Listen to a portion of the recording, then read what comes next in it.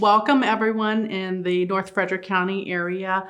My name's Liz Buckman. I'm here with Dr. Portier. She's our resident doctor, and we're gathered today so that we could talk about some misconceptions, best practices, things that we need to understand so that we can remain a very healthy community. Hi, Dr. Portier. Treat to see you. Thank you, Elizabeth. Thank you.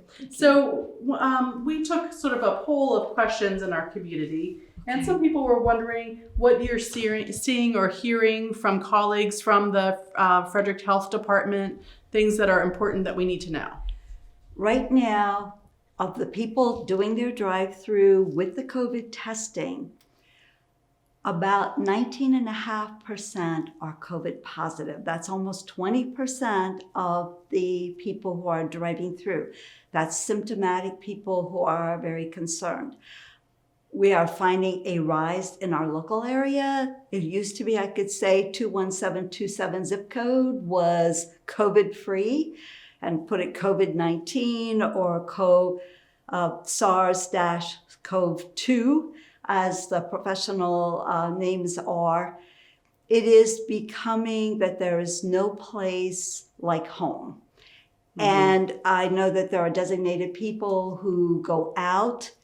I want to say very much that the people who do go out wear some kind of gloves, work gloves, anything, kitchen gloves, barrier protection, because all those surfaces have a lot of inviting other viruses, possible COVID, and bacteria. Mm-hmm. These have to either be, you don't care and dispose of them, or that they could be thrown in the washing machine. Mm-hmm. Everything should be washed out. Your mask for that day, you might be doing 3 stops. Make sure that it is not below the nose and that it is covering both nose and mouth, that it is secure, and that you don't feel comfortable when you want to pull it down to talk to someone. Right. You do not take it off for that conversation. I was told you don't touch the mask. Exactly. Okay.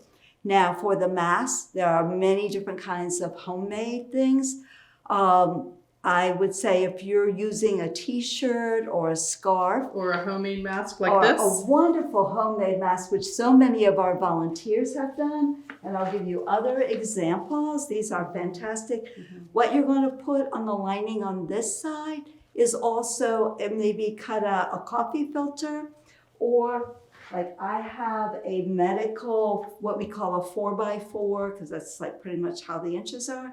But this is an impervious material, and that slides in all the whole time while you're at the post office or shopping. You want to have that extra layer there. That is part of your mask. The mask alone is not enough. The COVID virus is only 3 microns in diameter. So it could go through the fabric. It would go through. So you have to have an impervious material. I found I have glasses. I steam up when I try to breathe, so I have learned to do proper breathing. I go in through the nose and out through the mouth. That makes it easier. Mm-hmm. And that makes it easier, and I can still see. Now, I have seasonal allergies. Yes. And sometimes it leads to respiratory infection. I've been taking, Zyrtec or whatever, and a nasal spray but how do I know the difference between allergies and COVID? Well, first of all, allergies will be very congestive, very bothersome, and you have your natural medicine. But you're not going to get the body aches, you're not going to get the fevers, you're not going to get the respiratory distress. You have to remember what this is. It's a primary lung. However, as we've noticed also in younger people who can put up with a lot of lungs, because they have the most alveoli in the lung, that maybe they just push that off as nothing, mm-hmm. that a brand new phenomena in these younger 30, 40, 50-year-olds, even which we consider young people, are having strokes as their first presentation. There's some blood clotting going on? It's very scary. The blood clots can anywhere be like lungs, legs, brain, and they are finding that this clotting disorder is really triggered directly by the virus as well. But the lung thing is literally like if somebody took a bucket of syrup and poured it right into your lung. Wow. So we want to respect the disease, respect the inflammatory process, wear the mask, wear some kind of gloves, remember the elbow, and keep You mean talking about this elbow where you're... That's it. Yeah. But usually we would have a mask on while we do that. So, and we would both have our impervious protection. In the DC metropolitan area, they've stopped using cash because they're saying cash is a very big transmitter of the COVID because everyone's touching it. It's changing lots of hands. And I guess sometimes when people are counting money, they even lick their hand to go through the bill. I'm just saying. I know it happens. I do know it happens. And so I've always thought of money as being very dirty anyhow, but you can spray this with a Clorox mix, or you could put it in your washing machine because American money is actually cloth. Don't use bleach. Yes. Don't use bleach. Yeah, I think that if you have to launder your money because you don't have a credit card, then the laundered money joke comes through. But it is at least kindness and consideration. Funny. You can tie your coins into, if you have to use it, into a bag and run that through your washing machine. You'll hear a lot more clanging going on, but maybe you could evenly distribute it somehow. But all things like that. And the drying also will, at least on the paper bills, you don't have to worry about that, but the cloth ones help keep that cash safer for other people as well as your own use. Please, please, please do not put any chemicals that are meant for surfaces in your body. Mother Nature has things that help us stay well during the COVID. One of that, they are suggesting zinc 50 milligrams every day, vitamin D supplement around 2,000 international units, and also in addition, keeping your vitamin C and lysine. Lysine is a natural amino acid that works with vitamin C and helps potentiate at least some more robust immunity and resistance. And whenever you catch a cold, what do people do? They get their emergency and drink it down, and it helps. Vitamin C is also a natural antihistamine, and that also helps differentiate between, is it this or is it the infection or just allergies. But when you start noticing symptoms, when you start spiking that fever, when you feel like something is inside your chest and it's not right, better to get found out. But if you have the fever, do the drive-thrus. Protect everyone else just with regular. Do we have to have a doctor's order? Because in the DC area, you have to have a doctor's order to go do the drive-thrus. I do not think we absolutely need to, but I have printed some off if any of my patients absolutely need that. Where are the testing centers? They were saying that the emissions inspection stations were supposed to be testing centers, but they look empty. Right. I think you have to be that local because that's what exit 56 down on Route 70. The one that's for us about the closest would be 501 West 7th Street, right across the street. That's so the hospital is the 400, but you will see the line of cars at the 501 doing their drive-through. And they are pretty much telling people right away whether, I think they have a more instant test that they are allowed to have access to. And I just had one of my senior patients go through there. She was very happy yesterday to have her negative test. Oh, that's right. That's right. And that test at least will do a lot of things to let you know how safe you are. Any fever, anything, even if it's COVID negative, you don't necessarily want to say, oh, I can just go out and socialize. Right. That does not mean you're okay. You are contagious. Every cough comes out 70 miles an hour, goes 8 to 12 feet. So if you are coughing, you do not want to be spreading anything to anybody, much less COVID. So it's just care about everyone and definitely care about yourself. So is going outside a good idea right now? Right now, going outside is a wonderful idea. Respectfully, 6 feet apart, and respectfully with, don't cluster.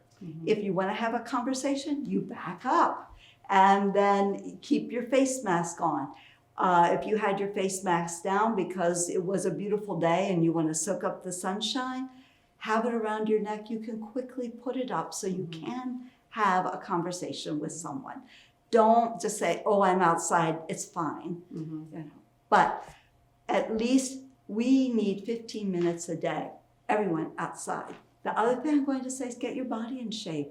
If you can walk 10,000 steps a day, do it. If you can only walk 1 or 2 or 3,000 steps, do what you can do. Be outside and get those miles in. If you are terrified to go outside, and I can respect that, then make a loop inside your house, and either through a cell phone or a little pedometer or something, keep track of yourself so you know you are pushing your limit. Yes. Okay, so a couple final questions. How do I handle going to the grocery store? Because I'm buying perishables and non-perishables, and how do I know if I buy apples? How do I handle that? Well, there is a dishwashing detergent that everyone should have.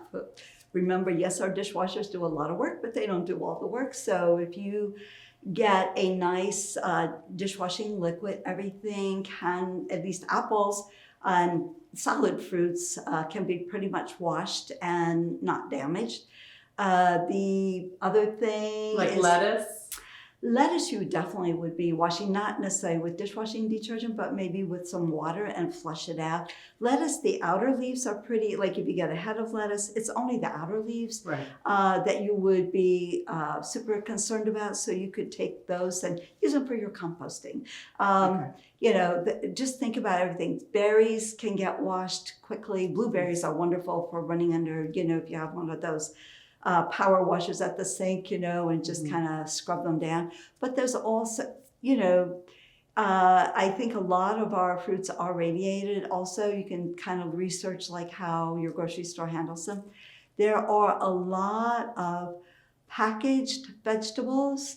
I found a wonderful package of broccoli that was definitely, you know, sealed. So I wasn't worried that I would be contaminated. I know what you're talking about. Right. So those kind of foods have to meet the FDA. They can't be infecting people. So you can look for those and have a lot of good fresh stuff. Good. Finally, one more thing. Sure. Dispel the whole thing about UV lights. Is that going to help? And where do I get these bulbs? Do I put them in my regular light fixtures? Do they work? First of all, yes, you want them. Second, they are available. You have to find out where they are, probably more online than stocked, because as you know, you can't, I heard toilet paper has come back though, but you can't find these needed things.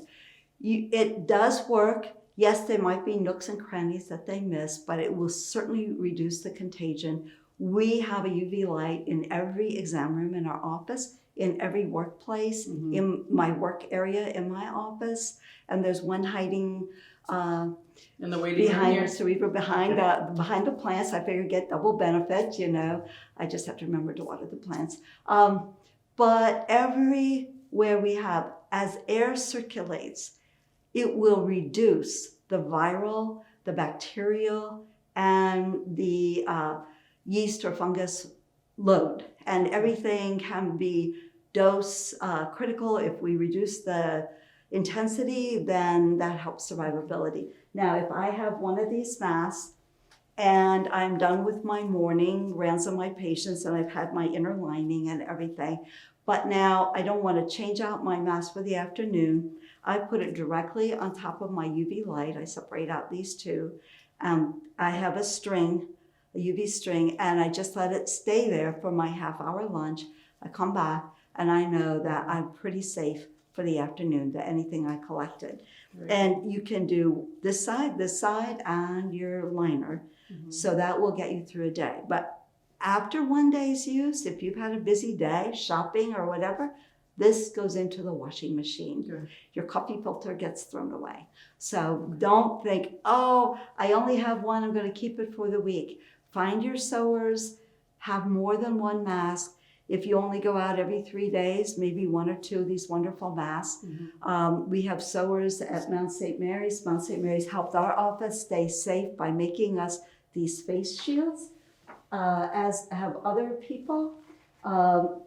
This also made by a local person. It has a nice tie on it. This we put an extender on, but I really love the design quality. I like the pleated ones because that gives me an automatic extra layer. But if I put my filter, then that grabs it so it cannot fall out so easy. Good. So these are all important ways that everyone can stay safe. Is there any other common questions people are asking that we can just get? They want to know if it's a hoax. We have 500,000 people. 900,000 people roughly that have caught this horrible SARS to COVID. And 5.6% of them are dying. That's a high percent for us. Mm-hmm. We are in modern technology, modern medicine, the best any generation has ever had. Mm-hmm. And granted, it took out 20%, diseases took out 20% of the population during World War I. The Spanish flu? Yeah. Because we had nothing. We had, and they just didn't have anything to protect them. With everything that we have, we're still losing 5.6% of our people. That's so not okay. Why didn't we shut down for the H1N1? Why wasn't all this going on then? Because I think there was many more people caught it. A lot of people caught the H1N1, but because we were so dense on our vaccinations, that they caught a milder version of it. I personally, through our office, we were able, God bless the providers, to give out over 800 vaccinations in this community alone. Wonderful. We were able to create a herd immunity, but also because there was a vaccination for it, but there was also, we have 3 different antivirals for the flu. And with the Tamiflu, the Zofluza that's out there, and the inhaled version, which we're not using so much right now, but we had ways to combat that flu taking over your body. Okay. This has nothing. This is different. So why are they saying it's going to take a year or more to come up with a vaccine for this COVID-19? We are looking for how it invades the body, what receptors does it do, and how, because this one seems to be getting to the blood vessels, and from the blood vessels causing havoc, causing coagulopathy. Coagulopathy means a lot of blood clots all at the same time in multiple places. So we see this in people who have severe clotting disorders or a horrible infection. This is obviously a horrible infection. We have to figure out how we can stop this thing from getting that key to create so much havoc in so many places all at the same time. So we still don't understand it. We're learning. We're learning, and all this data, when doctors come out and say, wow, we have never seen blood clots like this before, coming out of New York and Baltimore, and they at the same time are seeing this, then this is like part of our learning. The whole flooding of the lung with fluid, the shock, putting the body into shock right away. How do we stop that? And the life support, God bless the hospitals, they are doing magnificent jobs. I heard there's enough at Frederick Memorial Hospital to handle the Frederick area, including Emmitsburg and Thurmont. And I want to also praise our wonderful governor for getting those 500,000 tests and for being allowed now that we can make swabs. Frederick Hospital has found a way to make swabs to do the testing. If we can get the test done and we know who we need to isolate and to protect, and of course they are also doing a lot with people who actually have recovered and are volunteering. If with their platelets? It's actually their serum, and they can make some IgG stuff to help them recover. People to have a less intense version, maybe stopping those blood clots by helping people say, oh, look, we're already fighting this disease. It won't get to that stage. Mm-hmm. But it is complicated. It is so complicated. So people really need to respect this. I kind of likened it, the joke, the story of the 3 billy goats. And we could consider our regular flu to be the little billy goat and the troll won't let it cross. And then we have the H1N1 that was like the medium-sized billy goat, and this one is the big billy goats and the billy goat story, and the troll does get knocked off the bridge, and unfortunately we are the people who are trying to be the troll to keep the disease from coming across that bridge, so we must do what we can do. Thank you for all your time. We know you're busy because you served the St. Catherine's also. Happy to do that. A lot of people would really quickly like to know, are they safe over there? Is everything okay right now? For this half moment, yes. Okay. But I can never say for the next hour what will happen. Okay. You know, but we have been extremely blessed, and I will tell you, we work as if everything depends on us, and we pray as if everything depends on God. That's how it is. Okay. Yeah. So thank you, Emmitsburg and Thurmont. Remember, a lot of people are not having jobs right now. There's an increase in abuse, spousal abuse, child abuse, overdoses. Take care of your neighbors. Donate to food banks. Donate to pregnancy center. Let's look out for each other. I think Thurmont and Emmitsburg food banks all need donations, and those things are posted online on Facebook. So thank you very, very much for being great neighbors. Don't forget to reach out for help. You know, there are many resources, and so many people, they resort to all of these things when somebody is there waiting for them to help them. So please use those resources. Yeah, you're not alone. We're a community. Thank you Yes, guys. we really are. Thank you, Thank Dr. you. Portier.